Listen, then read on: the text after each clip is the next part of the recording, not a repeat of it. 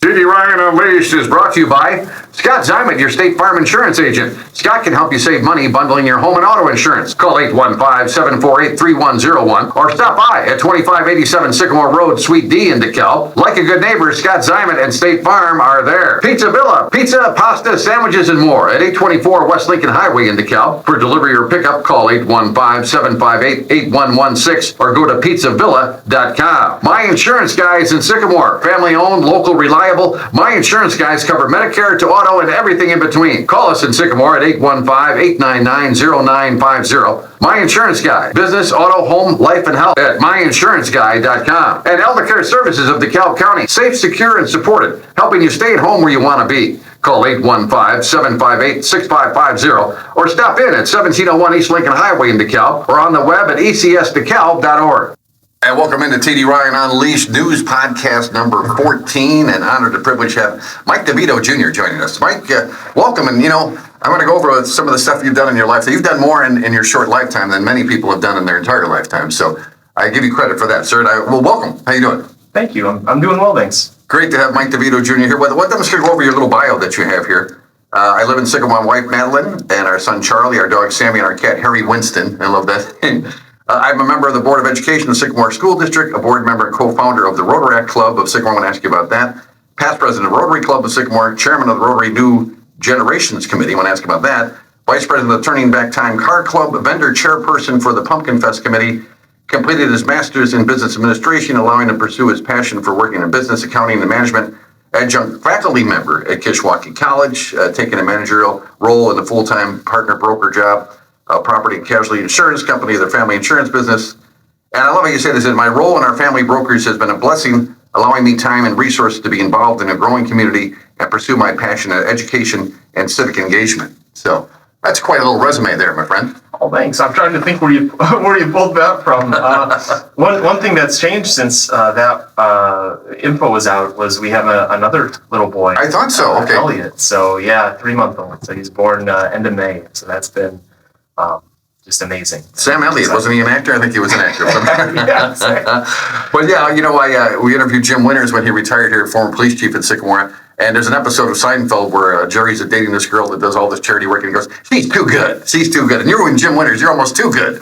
But that's who you have. That's a good problem to have. Thank you. I appreciate you saying that. Now, I appreciate you taking time. We want to talk about some of the stuff we just talked about. Let's talk about what's going on with the Sycamore School District. Now, remind people, Mike, you took over 2021. You got elected to the school board, right? That's right. Yeah. And then ultimately you became vice president of the school board. In 2023. 2023? Yeah. And then, unfortunately, we lost Jim Dombeck. And talk about working with Jim and what a tremendous man he was. Yeah, so I had an opportunity I knew Jim long before school board. He handed me my diploma in 2013. So is that right? Wow. That's right. And I had an opportunity to serve with him on the Sycamore Pumpkin Festival Committee. I knew him in that capacity long before the school board. And then in working with him on the school board, he was a real no-nonsense kind of guy. He was a absolute veteran to the board. He was board member and board president for over a quarter of a century. So he was an absolute mountain of a man. Did you take some of his style, some of his the way he handled things? Like you said, no nonsense. I like that. When he passed away unexpectedly, there was like a 3-month period of time where we didn't have a real clear line of sight on what was happening. There were some suspicions that he was a really private man, reasonably. And so around end of May 2024, it was his last attended board meeting. And at that point, nobody had any reason to believe that he was not going to come in June. Right.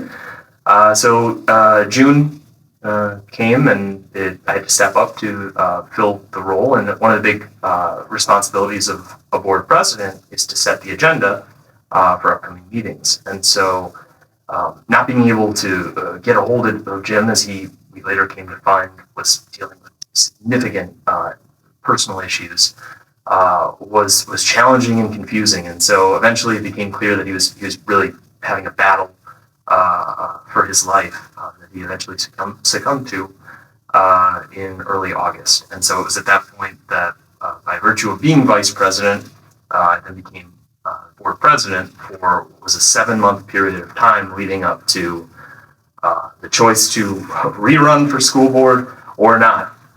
And that was a really tough call to make too, because I had never pictured myself in the board president role, especially seeing as Jim had been board president for 25 years. Yeah, he was so entrenched, right, in there. Yeah, he had no intentions, nobody had intentions of seeing it go any other way. So it was really surprising, and there was a lot of choices and a lot of decisions that the board had to make with that transition. And so that 7-month period from basically August 12th through April 1st, when the outcome of the election had occurred, I did my best as the essentially vice president, then becoming sort of acting president, to fulfill those responsibilities and lead the district and the board in the best way I thought that Jim would want to see it done. Okay. So when you get reelected in this next time, were you reelected as president, or is it? So that's a really good question. So no, I was I announced or I had to make my intentions to run for re-election by November. So I had this time between August and November where it's like, okay, am I going to rerun or not? And so I chose to rerun, but only as a board member. And then upon re-election, your board members make a choice on who they want to be the board president. And I was humbled by their unanimous support for re-election as board president. That must have meant a great deal to you to get that done. It was really, it did, yes. And I think that one of the biggest hurdles over that 7-month period was that there are so many things that you need to do as a board president to serve your community well and to serve your board well. Particularly relating to structured agendas, signatures, and essentially good governance, Robert's Rules of Order, following and running a meeting, being able to have a healthy dialogue while at the same time kind of moving the conversation in the direction of the district. And that was something that was, as a vice president, while those are responsibilities that you sort of impendingly expect to have to do, I had only stood in as board president once in my time as vice president. Jim was in immaculate attendance. So it was, I went to a series of conferences. I spent hours. Cramped, eh? It was cramming. And I reached out to probably a dozen area board presidents, went to our IASB national conference, just did everything I could to immerse myself in resources to be hopefully a good student of the role. That is so smart, going to other presidents to find out, why not learn what they did and don't do what they did wrong, right? I'll be the first to tell you I don't have all the answers, but I'm willing to learn and I'm willing to try. So. Okay, now Steve Wilder, there's a big question, of course. Dan Lynch, our newsman, can't make it today, but majority of the news lately revolves around the Sycamore School District, and of course that is with Steve Wilder stepping down. Now, I interviewed Steve when he first came to town and was so impressed by him, and I found out later on that during COVID he was actually driving a bus there for a while. But a lot of controversy coming up, and of course, you only take things with a grain of salt on the internet. But you said something to me, and this is a statement from the board, I believe. It says, it's important to know that the board prioritizes the needs of our students in our district. We want to make sure that that in this hard transition, we are being transparent as possible without compromising our integrity of our ability to negotiate effective agreements. That is paramount of importance to the board. So tell us about this, Mike, then we talk about compromising integrity while you're negotiating, because we're looking for a new school superintendent, right? So we have this going on at the same time. So and I think one of the biggest pieces of difficulty with governmental entities and elected bodies is what level of transparency is really helpful and productive, and what can compromise the ability to get effective agreements made.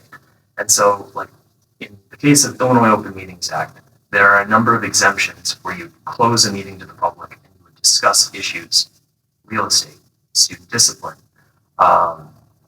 employee personnel matters. So those are examples of closed meetings. Those are examples of closed meeting instances. And the reason for having those exemptions where you close the meeting and the public can't, Freedom of Information Act, acceptable OMA exempt topics, is so that way your governmental body can effectively negotiate those deals and not spend your tax dollars in an unfruitful way, right? So that way you can effectively make a deal. It's like, think about anytime you've ever had to negotiate for anything.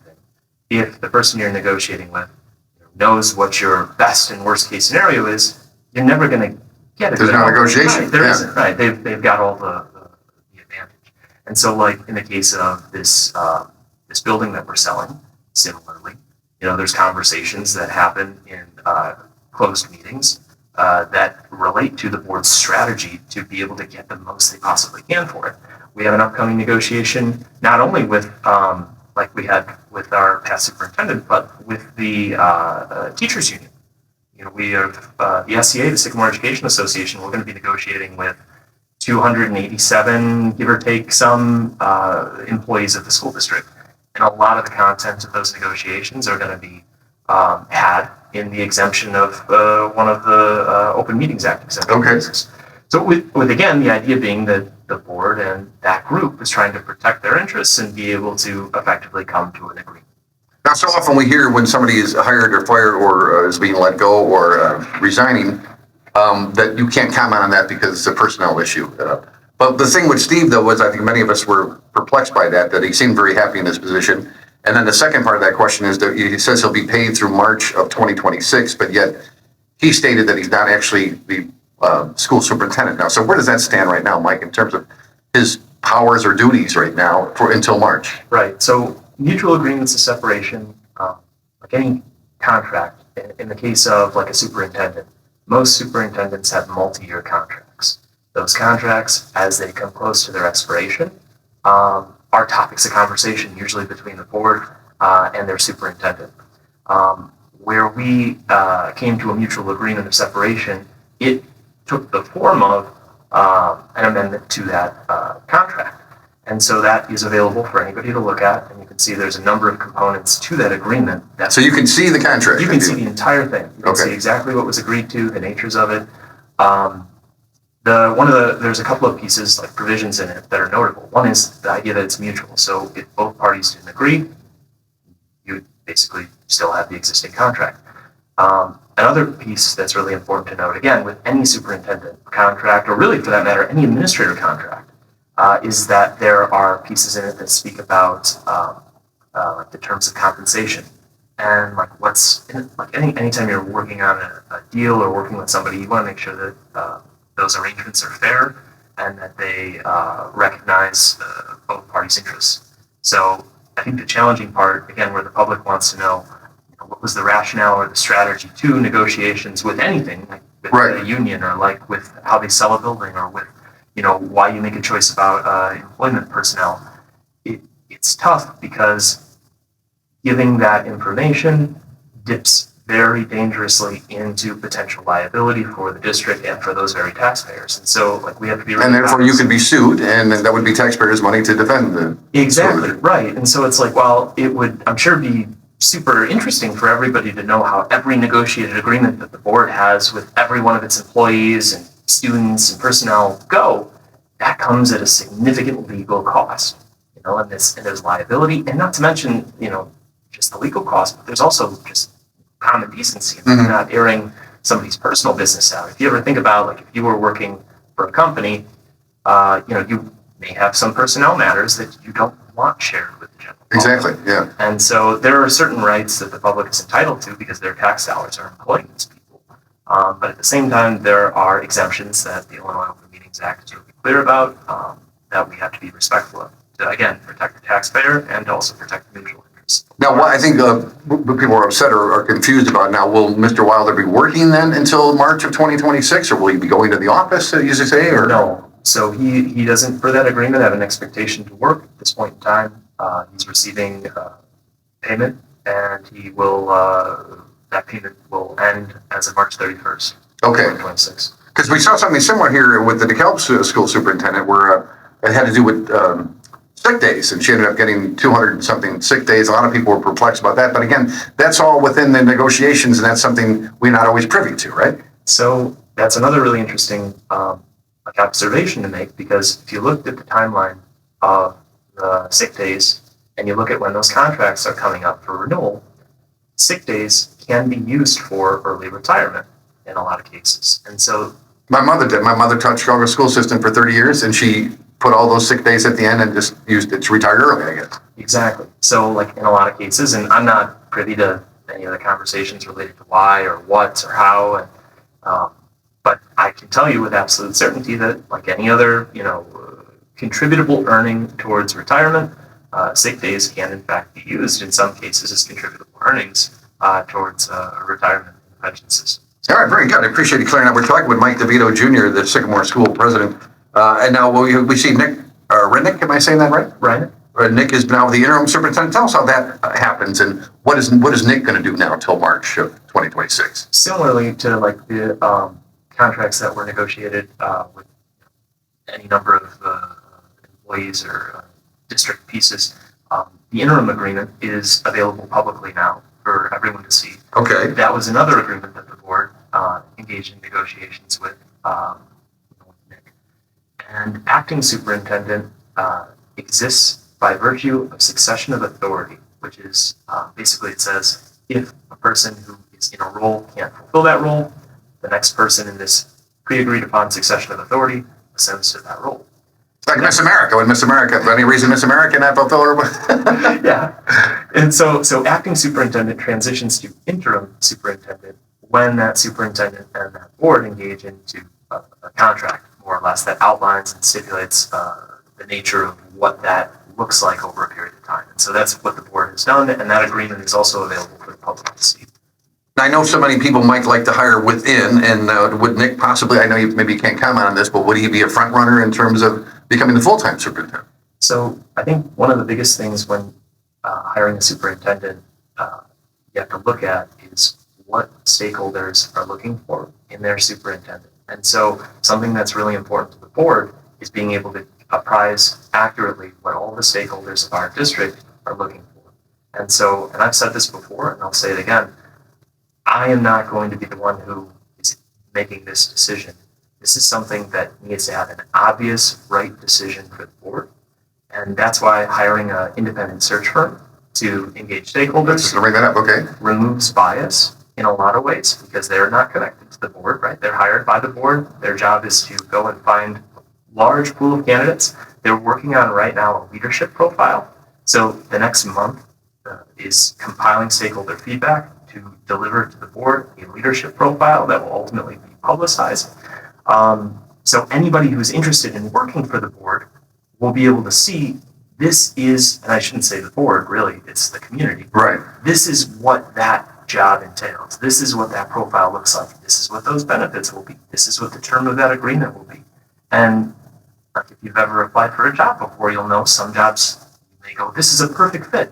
And other jobs you may go, no, they need something that I'm not willing to or can't give. Mm-hmm. And so to anybody who's prospective in applying, it's going to depend entirely on where they're at in their life and what they want to do and how that aligns with what the stakeholders need the leadership profile. Well, I liken it to the football coaches because I know there's certain times, like at the end of the season, a good time to hire a football coach. Is this a tough time to hire a superintendent now, mid-year, if you would, mid-school year? This is the best time. It's the best time, okay. So there's the timelines for hiring superintendents, particularly, are usually between August 1st and December 31st. Oh, okay. The reason is because most superintendents who are looking for positions are looking to have made a choice on if they're going to renew or not renew their contract before it's usually July 1st, because most superintendent contracts in the state expire on July 1st.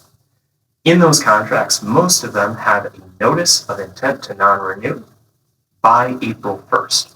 And so, like you'll note with other area districts, there's a lot of districts right now who are announcing superintendent changes, not for any other reason other than the fact that the contracts may be coming to natural ends, or there may be shifts in interests or opportunities. And so what happens is August 1st to December 31st, this is the hiring season.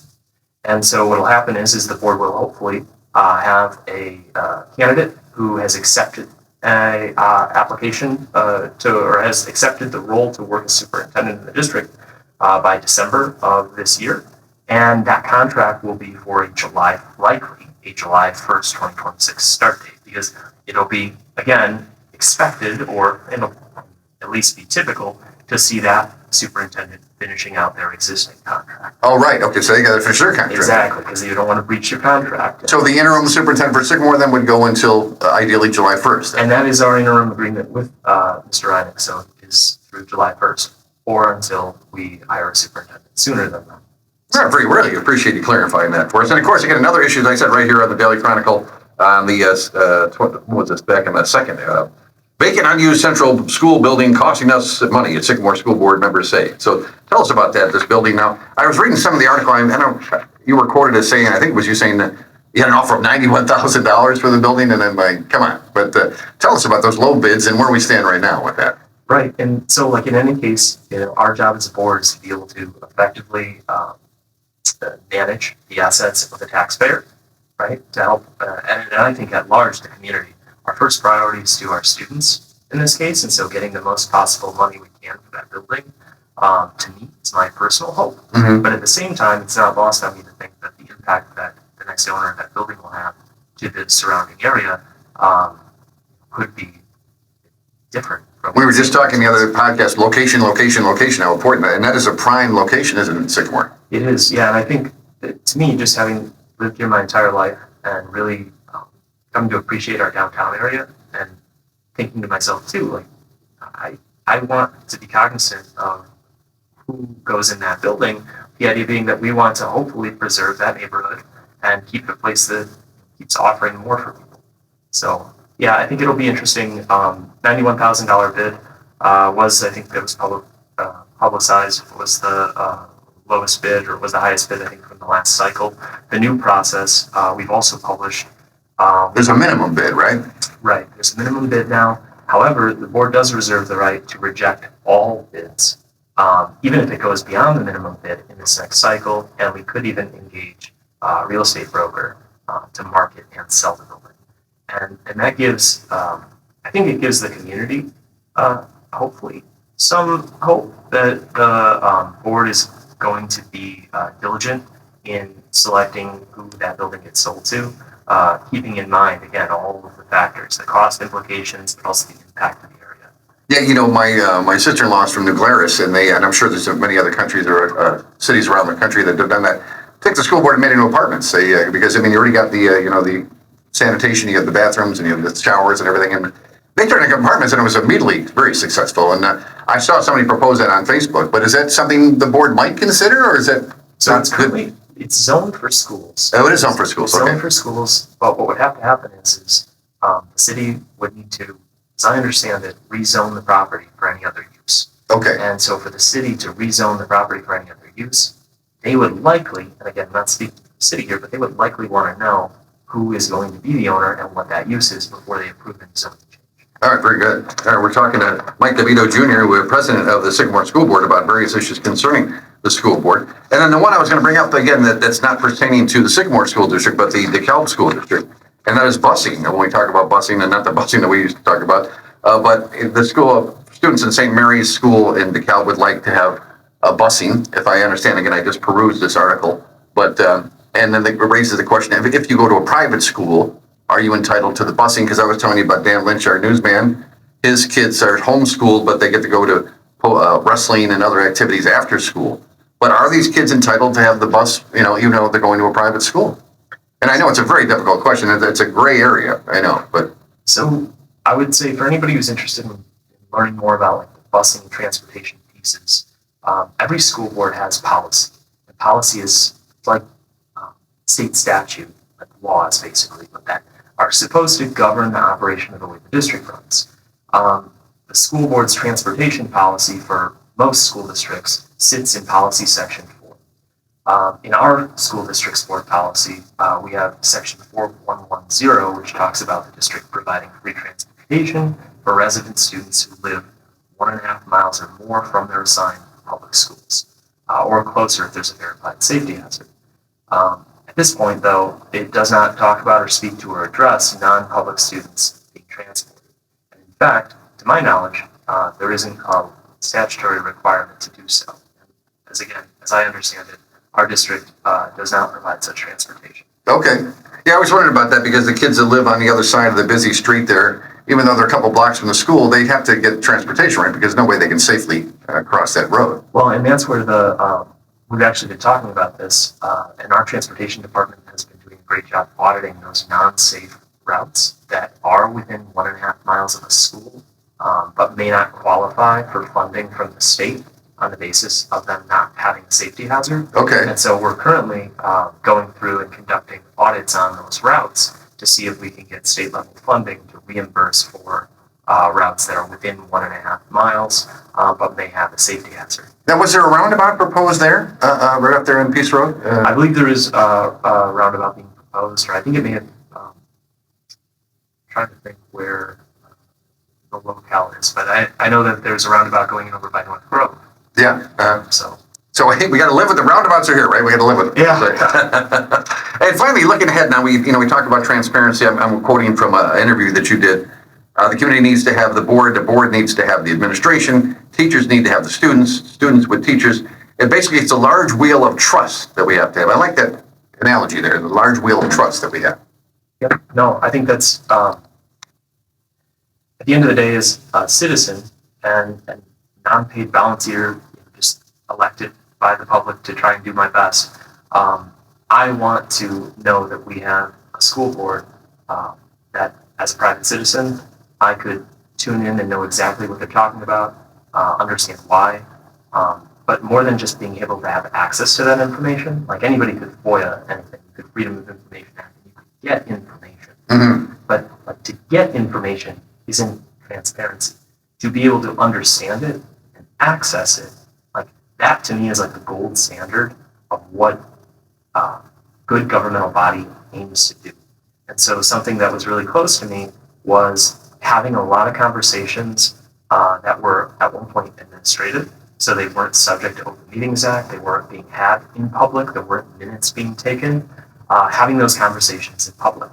Now I understand there's always downsides to moving that dialogue in the public. But one of the things that we were able to accomplish is we now have 3 board level subcommittees. We have a teaching and learning committee. We have a business services committee, and we have a policy committee, all of which operate in the public and deliberate in the public and produce recommendations to the board as a whole for final action. Those committees are open to public members too, so they can apply and be on it. So we have members of the public who are sitting on each of those committees, and we have members of our staff who sit on those committees too. Oh, very good. We had Marvin Barnes in here, the fourth row alderman from Sycamore, was former Sycamore School president. And you mentioned that it was an unpaid position. He told a great story about a guy calling him at 12:30 at night, threatening to find out something about his kid. And then he said, "Listen, I pay your salary." And then Marv said, "Actually, this is an unpaid position." And the guy backed off. He said it completely changed his tune after that. But again, kudos to you for doing something, volunteering for such an important position. It's wonderful, Mike. So let's take some other news. There's some lighter stuff here now. You know how great DeKalb County is. DeKalb County is having a nonprofit day conference going on September 24th. Nonprofit Day at Fernandez Banquet Center. If you want to find out more, you can go to dcnp.org. But we are so blessed, right? Mike, I don't need to tell you about all the great nonprofits we have in DeKalb County. Yeah, you have absolutely just a great talent pool of people. I think as a community who know how to engage well with problems and then come up with solutions. So it's really neat to see that kind of culminate. Now, you started the Rotaract Club. Tell us about the Rotaract Club. Obviously, a branch of the Rotary Club, right? Tell us about it. So I'll quickly clarify. My wife, she founded the Rotary Club. Yeah, so Madeline did that. Okay. Madeline did. So I was president of the Rotary at the time, and the Rotary Club of Sycamore and that board agreed to fund pilot club Rotaract, and that club was agreed to be run by or chaired by my wife. She was the first member, the only member. She put in countless hours. She was a teacher, we should point out, right? Yep, she was a teacher at the time. Yep, she was to get that off the ground. And so with the help of the Sycamore Rotary Club and their generous donation, that Rotaract Club was able to exist. And what age group is that? Is that a... Well, now there's no age restriction, but the average age in our club right now, I believe, is 28. So it's, but anybody is welcome. Well, I'm an elk and my wife is a Rotarian, and we know the big problem with those service organizations is getting younger people in there, getting younger people. And I see here you were part of the Rotary New Generations Committee. What was that about, Mike? So I'm trying to think back. I don't. The Rotary New Generations maybe have gone by a different name because I. Oh, okay, all right, okay. But how would you get young? How are you trying to get young people, to volunteer locally? In Rotary, there was an annual conference, and again, one of the things you go to is a thing called PETS, President-Elect Training Seminar. And so, like, you go to this conference, they talk about all the ways that they want to engage young professionals or people who get new members. Rotaract was Rotary's long-standing way to do that, and I always saw it as a bridge between our Interact Club, our high school level, to engage students. It was the bridge. And that was Kathy down back, we should mention, right? Yeah, Kathy is currently, I believe, involved with Kiwanis, I believe is what it is. And then Madeline, actually, she's our, Madeline and Laura are the high school Interact chair people. Oh, cool. So that's great. Yeah, so I was able to kind of poke Madeline again and go, hey, how's Interact going? You want to do Rotaract too? So, yeah. That's awesome. Another thing now, I get a little lighter note here. Mr. Willie's Dark Art and Oddity Shop is coming to DeKalb. Atkins is one of the three brain children behind the new Dark and Oddity Shop, dubbed Mr. Willie's Dark and Oddities, vowing that the dark art and magic awaits once it opens this fall. His business partners are Becky Lang and Shuby Shirley. So I love little novelty shops like this. It's fun. Good for the overall community. There's Fun in Store downtown. Right. Yeah. Too. I was thinking they got the little miniatures and things. So yeah, it's nice. And my son Charlie, we go in there. Do we still have the Psycho room in Sycamore? Do we still have the escape room? I don't know. Yeah, I think it's still there. So okay. We went back in COVID. It was a real fun. Oh yeah, my grandkids were heavily into that. So again, we try to emulate the morning show. So we talk about the community calendar. And boy, anybody who says there's nothing to do with DeKalb County, this weekend is a prime example. As of course the Kite Fest is going on. And have you made your way over to the Kite Fest on occasion? I can't say I have. Well, check that out. That's this Sunday in DeKalb. There at Kiwanis Park. Sandwich Fair. I'm sure you spend a lot of time at the Sandwich Fair, Yeah, right? I love the Sandwich Fair. Now you got the kids now too. So I don't know. Yeah, we'll see. That's a whole. It's like going anywhere, doing anything with two small children. I love it. And then of course the wrestling. No, Mike's a big wrestling fan. I work over at Hayes Gym now in DeKalb, and they're going to do a wrestling program there. Oh, cool. This is Friday night. The Rumba El Rio. Gates open at 7 o'clock at the David Carroll Memorial Park in Genoa. And then Volksfest is going on in Genoa as well from 3:30 to 7 on Saturday, live music. And then Sunday, of course, they have their duck races there in Genoa. So check that out. Now, last week, Mike, I interviewed a guy from a couple actually from, do you know about the Laredo Taft campus? Yeah. And so we talked to them, and they're trying to save that campus. Now, I know a lot of young kids went there. Did you ever go there as a student? Not as a student at NIU, I did. Oh, you did? Okay, because NIU had a master's program there. Yeah, I know. Right. So I was in the honors program. I went there for like a weekend retreat. So I did that. Oh, cool. So you've been there. All right. Yeah. And then Rotary actually hosts an event there. They do their, goodness, I'm drawing a blank on the name of it, but they would use that as the basis for, they would do like a lot of Interact-based student activities. And so for a long time, that was a really great place, and I always enjoyed going. Cool, that's great. Yeah, they're trying to save that. So again, if you get out there, they're having a fundraiser out there on Saturday. And then, of course, we've started to do our suicide prevention show again here on the podcast, and want to let you know that this is Suicide Awareness Month, and at the pub in Hinckley, they're having that'll be on Saturday, bags game there for you to help benefit folks in Project Seth. I don't know if you know the Barlow Six at all, the family that behind Project Seth, but they lost their son to suicide and have done so much to give back to the community. Just amazing people there.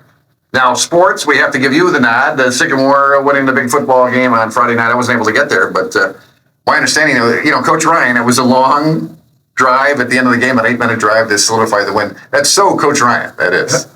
Yeah, I believe this is going to be his last year. Yeah, he's retiring after this year. Yeah, it's going to leave a giant hole in the football program. We're going to have a statue right next to the Pete Johnson statue. We're going to have a Joe Ryan statue. He was my coach. He's a really good guy. But, it's another case where, again, I'm sure Joe probably had opportunities to go to other places to coach for more money, but decided to stay, much like Pete Johnson, decided to stay in Sycamore. That really shows the love for your community, doesn't it? Yeah, I think he was, and he is just an absolute staple and definitely an institution in this community. Yeah, very well put there. And of course, what do you think about girls flag football? We had girls wrestling now, and now girls flag football. What are your thoughts on that? I wish we could do even more extracurricular offerings, at least at the district level, and I'm hopeful that we'll see that opportunity as we go through, the upcoming negotiation process. I know that one of the big pieces too is, and this is just common across the board, having more opportunities for staff to be able to chair clubs and intramurals and intramurals. So I'm very hopeful that we can build out more of those programs. And again, with everything else you do, you're also an adjunct professor over there at Kishwaukee College. What are you teaching over there? And because I want to, we do the obits here too on the show, and Dr. Lois Carolyn Sagan South. We talk about her in a moment, but tell us about your time teaching at Kish. What's that been like for you? Yeah, so I've had an opportunity to be an adjunct consecutively for the last 4 years or so. I'd say, gosh, it goes by fast.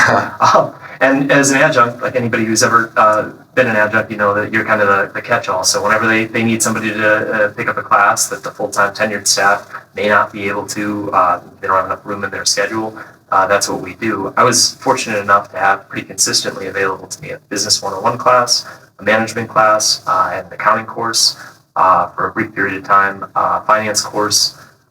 So on a number of rotations. And there was a period 2 semesters ago where I had a 4-course load. So it was a really busy, so it was a balance between in-person and online. And one of the most fulfilling things I've ever done in my life. Now, I come from a family of teachers, and I tell you, Mom taught 3rd grade, and she always said that she had to be kind of a hard ass the first couple of weeks, and then you lighten up because you want to let the kid. Now, what is your teaching style? Do you authoritative at first and then lighten up, or what's your game plan? What was that like that first day of teaching?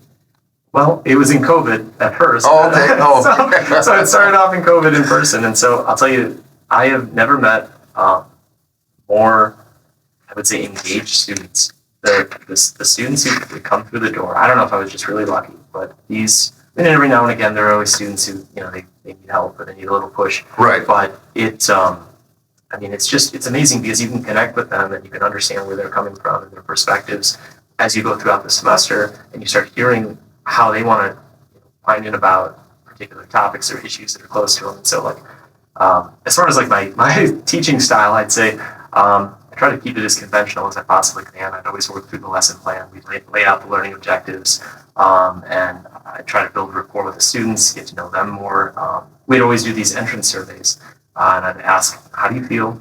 How did you sleep? And are you hungry?" Oh, really? Yeah. And so it's interesting though because you collect that is interesting. Yeah, and it's it has a direct relation to their performance in the class. Oh, sure. It's basic needs being met relate so much to being able to function. Did you have a power bar handy in case somebody answered they were hungry? So the food distribution rules are always interesting, but yeah, there was a commons available to them. So okay. I want to mention Dr. Lois. They recognized her since she was 43 years communications and women's studies at Northern Illinois University. Lois was a vibrant, ferocious, articulate champion for women's rights, social justice, and civil rights. NIU recognized her with a special place in the university by its dedication to the classroom for the Center for the Study of Women's Gender and Sexuality. In her honor, they created the Lois Self-Feminist Space there on the NIU campus. So, I was telling people that I just turned 65, Mike, and I've been reading the obits now for actually about a year or so. And it's funny how we just tend towards reading the obits, but you read about people's lives and they summarize them in a couple paragraphs. And yours is going to take you 3 pages, but it's amazing when you find out how amazing things these people did in their lifetimes. I gotta say, someone really close to me said that at the end of the day, everything you do, you have to be proud by what they put on your tombstone. And I think most tombstones say, loving father, great son, and those are the most important things. That's a great point there. Now, you're also vendor chairperson at Pumpkin Fest. What is that like now? Is it a lot of the same people, or are you always seeking out new people to vend at the Pumpkin Fest? So I've had the opportunity to serve the Pumpkin Festival for 7 years. I was vendor chair up until last year, and now Chris Boyce, school board president for DeKalb. Okay. He's the new vendor chair with Dave Cooper, their co-chair. Okay. And so I'm the old guy who they call on for, I'd say wisdom, but I don't know if I'm giving them that. So they're doing a much better job than I could ever do. So you're the veteran now. I love that. Now I'm just the old dude. So. Birthdays we always do. Grayson Cardinal, we missed her birthday back on the 2nd of September. My mother's birthday was on the 2nd of September. Nico Burtneck will be 5 years old in DeKalb on the 5th. What is today? The 5th? Today is the 5th, right? Or the 4th? No, today's the 4th. So early birthday wishes to Nico. Anniversary, Kevin and Jennifer Reynolds of Campton Hills will celebrate 10 years on the 5th. George Herman of Genoa, happy birthday on the 6th. And Mary Reynolds of DeKalb will have a birthday on the 7th, along with Julia Weaver of Sycamore will turn 18. Oh, it'll be 18 again. But George Burns did a song in this when he was 98. Wish I was 18 again. But at the bottom, the premise of the song is I want to know what I know now. I don't want to go back to 18. And then our friends over at the DeKalb County History Center, tell us about it. Have you had any experience with them? Because Michelle Donahue is such a lovely lady, and they're sending us over, in addition to the midweek where you see that this day history, that's from the DeKalb County History Center. But they send us someone here for the show, too. So we're going to read that here. But do you know Michelle over there? I do know Michelle, yeah. She's amazing. It really is. They have a really great organization. We get an opportunity to work with them at the Pumpkin Festival. And they're just really good people. And look at how that place has grown, at the farm there. It's just amazing. I remember as a kid, there was talk about it being I think it was like going to be a juvenile detention center. Is that right? There was talk about this, and then it ended up being a history center. At least that's how I remembered it. Is that right? Wow. Yeah, so it was like always, it was such a welcome thing because I lived in that neighborhood. And I'm like, oh man, Yeah. So. That's great. That's awesome. So this is from our friends at the DeKalb County History Center. This is September 5th, 1835. The earliest DeKalb settlers met to draft a constitution of rules and 5 commissioners to resolve disputes of claim size, tenures, and boundaries before the government surveys were conducted. This new path for legal redress remedies for the, quote, blackened eyes, bloody noses, and chewed ears that were the living realities of recent disputes. You always wondered about that. When they had the land rush in Oklahoma, and how do they, like, this is my land, you're going to stand right there and say, this is from right there where that tree is? Like that. but it's happened here in DeKalb, and to limit the blackened eyes, bloody noses, and chewed ears. And the county purchased a farm, the Cartwrights on Sycamore Road, September 1835, to establish a poor farm. Remember hearing about this, Mike, in their history studies? The expense of caring for the poor has become quite burdensome to the county. Suitable buildings were built, and for the number of years met the wants and those for whom was intended. This developed into the county home till the facility moved to Annie Glidden Road later. So the poor farm, as it was called then, people that couldn't afford that had this area where they could go and live there, and that became the county home. How cool is that? Yeah, that's really. And finally, the Illinois Department of Transportation and the City of DeKalb formalized a maintenance agreement for the Hopkins Park underpass. Problems with the underpass included backed up water, graffiti, and litter in the passageway. Now, you don't live in DeKalb, but I do. And I go to Hopkins Park, this little underpath there under Sycamore Road. And it was built in 1941. I did not know that. As part of the putting people back to work there during the Depression, right before World War II started there. But such a neat little underpass there. And wow, that's a story behind that. Gee. So our thanks to our friends at the DeKalb County History Center for providing that. They're just a true blessing that we have here. And, that's about it now. Again, I want to give you the final word, Mike, because I can't thank you enough for coming in here. A lot of people dealing with what you're dealing with right now would say, I can't really speak to the issues that you're going to ask me about, so let's do it another time. But you didn't do that to me, so I want to thank you for that very much. Of course, absolutely. And to any member of the community who's interested in learning about school boards or local government, I can tell you I've spent entirely too much time, maybe the right amount of time, maybe not enough time, and I have an opinion, and I have hopefully answers and resources, so I'm an open book. And I have a link on my Facebook page and in my email, which is public, where anybody can schedule a time to talk with me if they want to learn more. Again, I'm happy to share. And what are your plans? Because it's scary, all the stuff that you've done already, and what might do. Do you have higher aspirations for office? I mean, not that you would have to say that now, but maybe we could see Mayor DeVito down the line. Never in a million years. No way. I am done. You could read my lips. I am going back to my humble job as an insurance broker and adjuncting. I am perfectly content being a dad. No, thank you. Hey, talk about your rest of your family real quick. Your father is such a wonderful man, and he's helped me out so much since I lost my job. And you have given so much back. Your brother Trent, and now your younger brother as well. And how are you guys so entrenched in the city of Sycamore?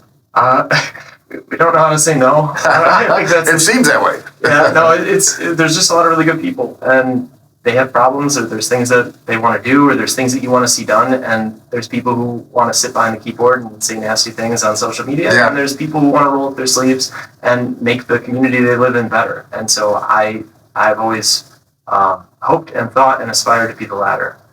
I love that. Well, again, you and your wife, and again, the work that you and your brothers do as well. We'll see you at Cornfest. We know you're very instrumental in that. There's so much stuff that you guys got going on. So, again, my insurance guy, and go in and find you and learn more about you. Although It's very impressive what we learned about you, Mike. Again, what you've done in such a short period of time. And if you wanted to aspire to a higher office, I certainly would be your campaign manager if that should come up. So let me just put that out there right now. But Mike Devito Jr., thank you so much for your time today. We really appreciate it. Thank you.